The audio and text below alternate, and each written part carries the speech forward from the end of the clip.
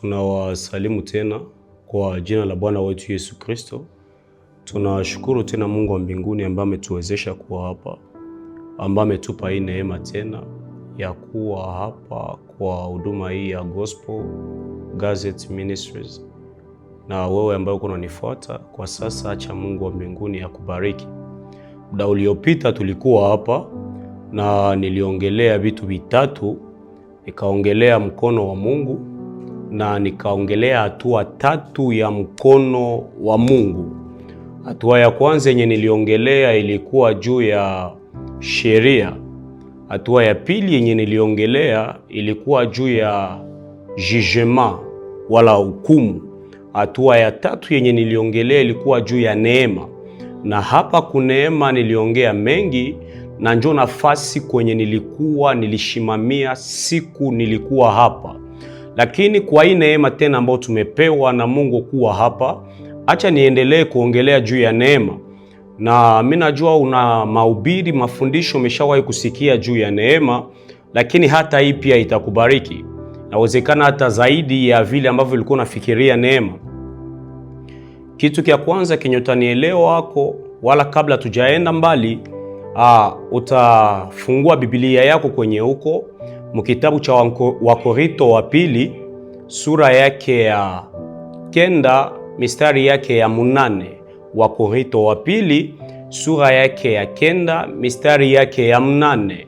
Biblia inasema hivi: na Mungu ambaye anaweza kuwapatia kila aina ya neema, toute sorte de grâce. Hapa njo kwenye niko Paulo iko naandika hii barua kwa Wakorintho, lakini anawaambia Mungu anaweza kuwapatia kila aina ya neema ili kwamba mufanyikiwe katika njia zenyu. Na kitu kenye kinanifurahisha hapa ni kusema neema haina tu hatua moja, neema ina mahatua mingi. Na hatua moja ya neema ya kwanza ni wokovu. Sote tumeokolewa kwa neema. Hakuna ambaye anaweza kushimama anasema ni sadaka zake ndio zilimuokoaka. Hakuna mwenye anaweza sema ni nguvu zake ndio zilimuokoaka. Hakuna mwenye anaweza sema ni maombi yake ndio ilimuokoaka. Tumewaona wengi walizaliwa mjamaa ya bapastere, jamaa za Kikristu, bakaishia mdunia, na wenye walikuwa mdunia bakarudia kwa Mungu wala wakakuja kwa Mungu. Ndio kwenye telewea neema pale. Biblia inasema na wote walioamini Yesu Kristo walipewa neema kufanyika kuwa wana. Kukuwa mwana ni neema, kukuwa mwana ni neema. Hauwezi kuwa mwana na hauna neema. Neema ni kitu kikubwa, neema ya wokovu.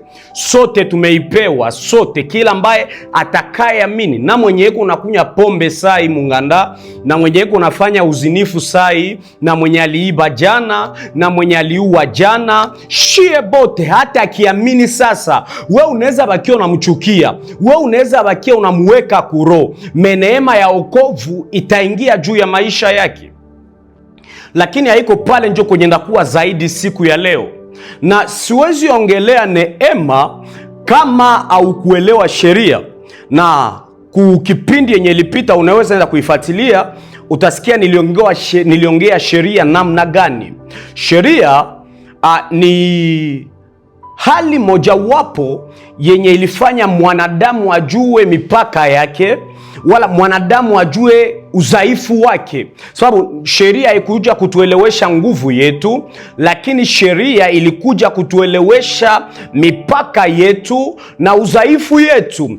Msheria hakuna mwenye alikuwa na uwezo. Msheria hakuna mwenye alikuwa na nguvu. Msheria hakuna mwenye alikuwa na stahili. Wote walioishi katika sheria walikombolewa, lakini kwa nguvu. Biblia inasema hivi: walipokuwa wanafanya dhambi, walienda toa ngombe, walitoa kondoo. Sababu gani? Ilibidi ujiokoe kwa mali yako wakati unafanya dhambi. Kitu ya pili, msheria amkukua neno msamaha. Msheria mulikuwa neno unatenda mabaya unahukumiwa.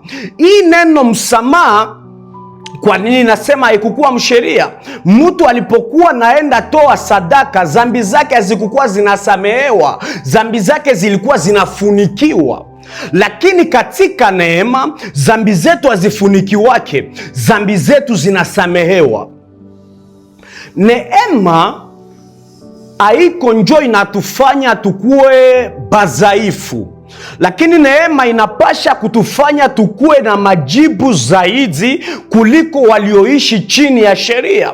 Lakini kia kushangaza ni hiki, walioishi chini ya sheria wana majibu makubwa kutushinda sheria wenye tuko chini ya neema. Swali yangu ni sababu gani?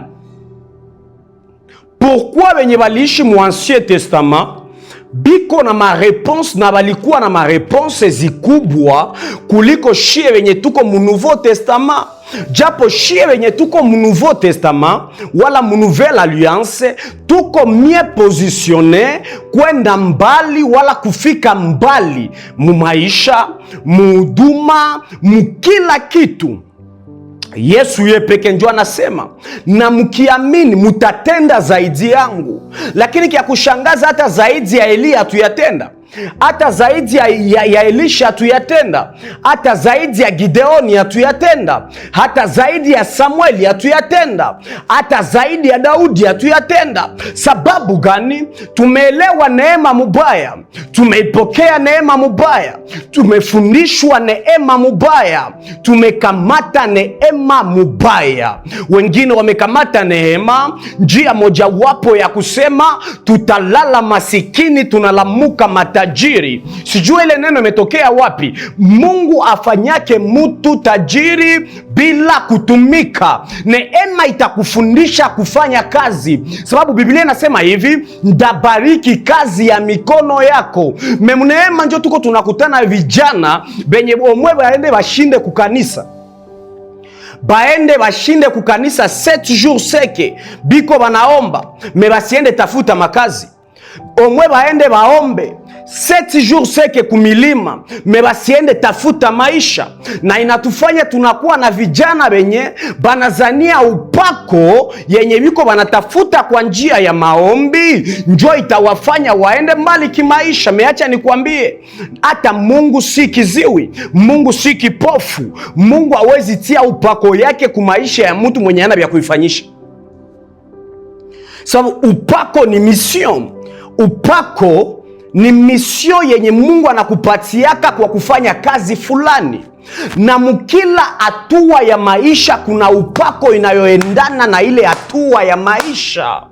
Kama uko kijana, wala uko mama, uko baba, uko dada. Mama unahitaji upako ya kusaidia jamaa yako. Biblia inasema mwanamke mwenye hekima ujenga nyumba yake kwa mikono yake, na mpumbafu pia uibomoa kwa mikono yake. Neema itakufundisha nini? Kwamba kazi yangu kama mwanamke ni kuwa na hekima, si kuwa mpumbafu. Na hekima ndaipata, hekima ndaipata. Biblia inasema na mwenye nakosa hekima amuombe Mungu. Manake inabidi mwanamke mwenye eko naongoza jamaa ya kimungu awe mwanamke wa maombi. Hawezi kuwa na hekima ya kuongoza jamaa kama uombake. Batoto batakushinda, batageuka bapagani mu mikono yako, batageuka babanzi mu mikono yako, batakuletea neno ya esprit ya reproche mu maisha yako na itakuharibishia. Meacha nikwambie, mwanamke mwenye aliomba hata watoto yake wafikie mu hatua ya kuharibika, maombi na barudishaka njia ya Mungu. Maombi na uwezo ya kutengeneza. Hii niko naiongelea kwa mwanamke wa maombi, na nimeeleza kwa nini mwanamke wa hekima inabidi awe mwanamke wa maombi. Baba, Biblia inasema juu ya baba, nyie ndio bichwa ya majamaa. Utakuwa kichwa yenye iko na maono. Na kitu kia kwanza, kuna vitu vitatu vikubwa vyenye vinafanya mwanaume awe na maono. Kitu ya kwanza ni presence ya Mungu, kupenda presence ya Mungu. Ndio maana naambia hata badada, kama ungali fie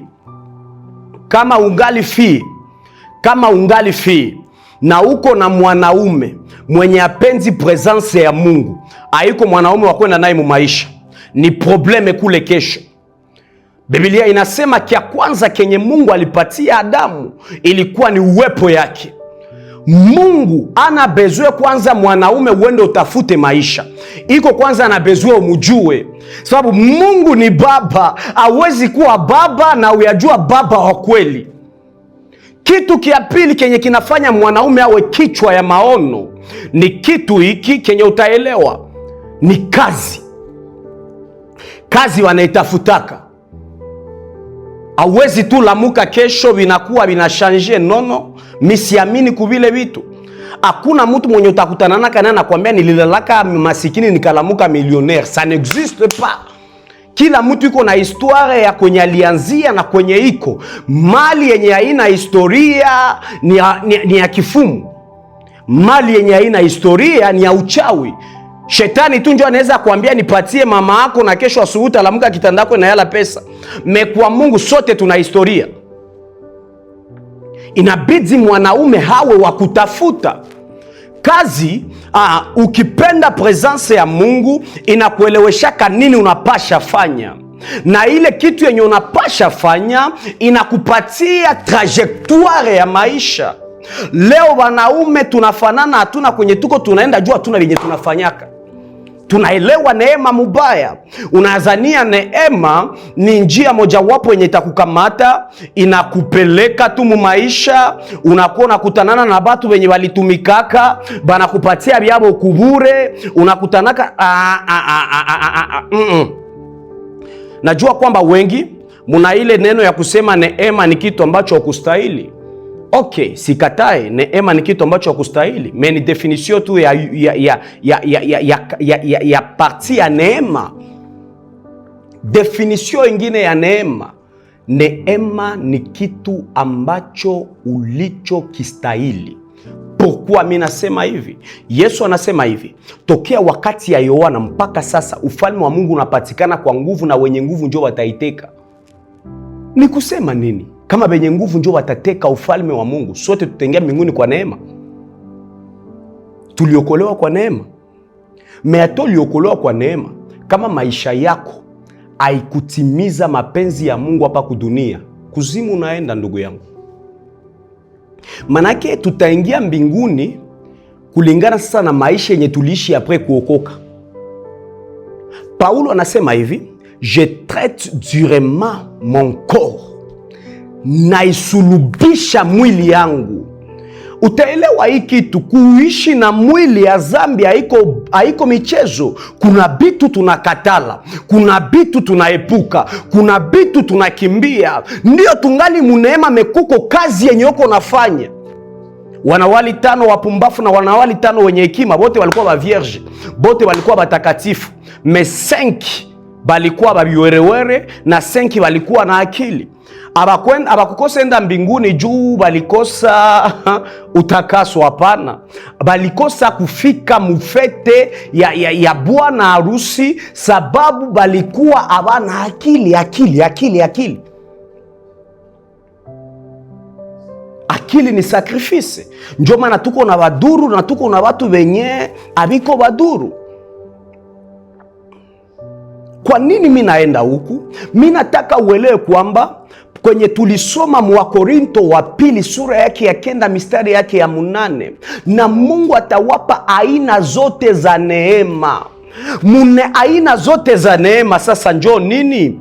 Aina zote za neema ni kusema mubile vyenye uko naanza fanya, Mungu atatia mkono yake. Neema mara ingine ni wakati Mungu anaamua kutia mkono yake kuvitu yako.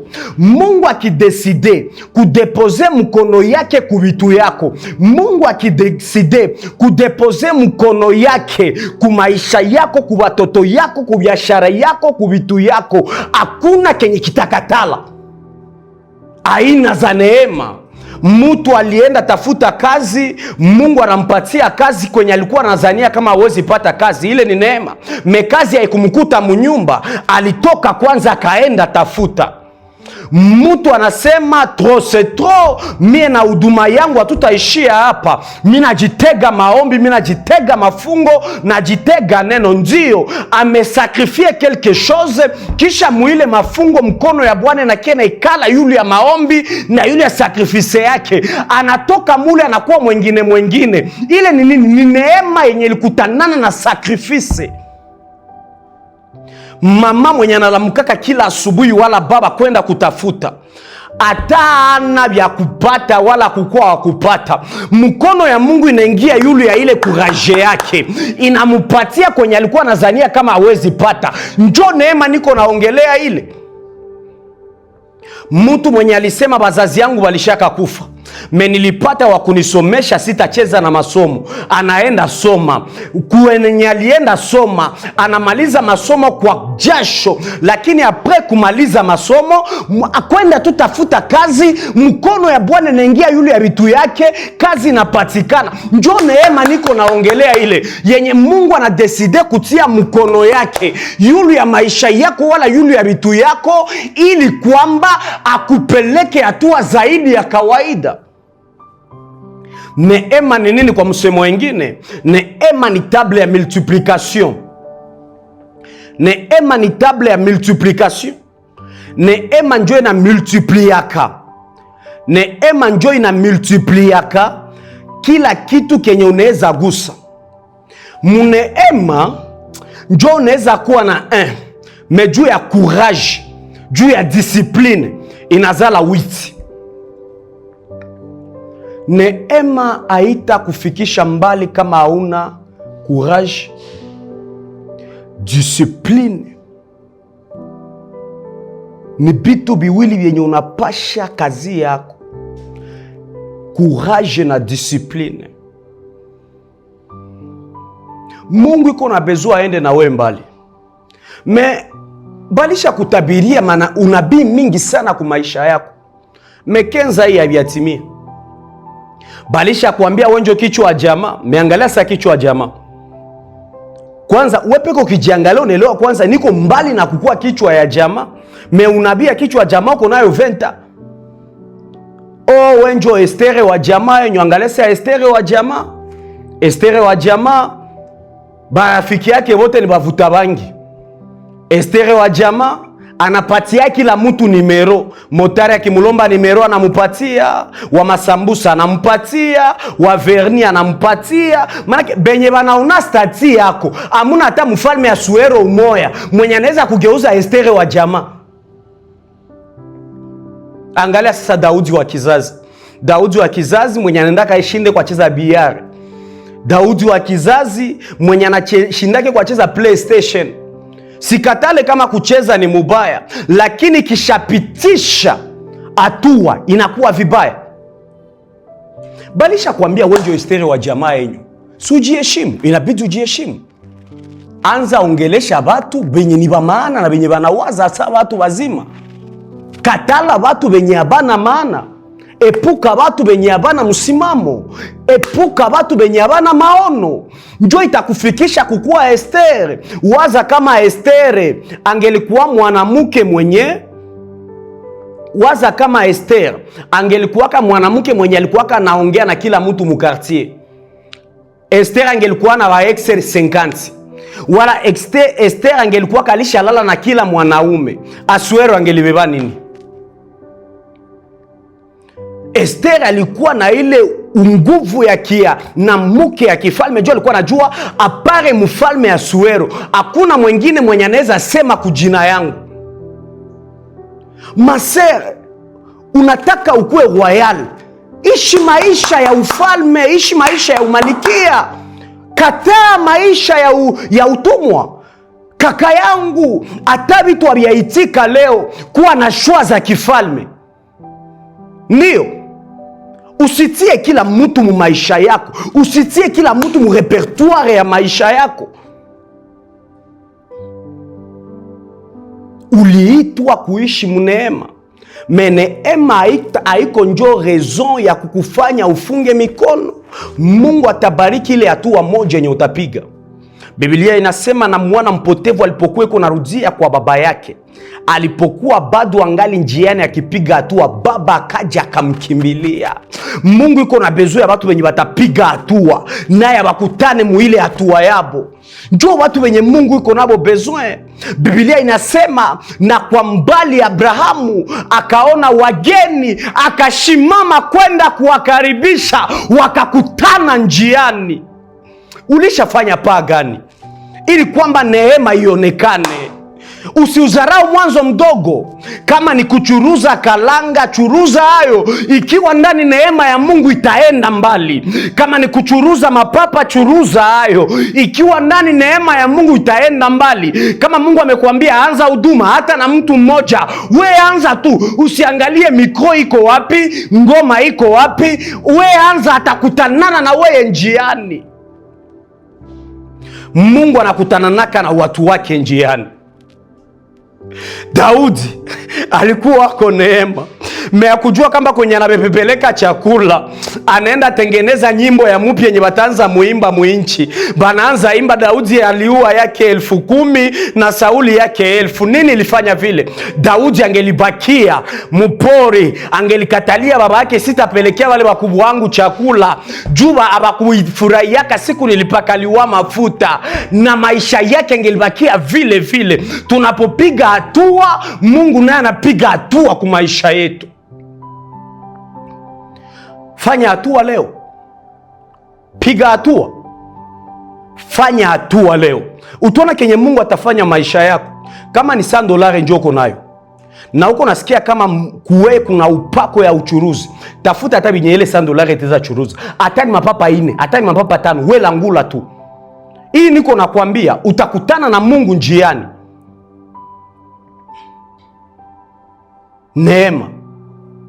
Neema inakamataka mtu mwenye alianza na ana matumaini ya kuendelea, ina amplifie vitu yake. Mungu wa mbinguni asikupite we mwenye ulikuwa uko unanifuata.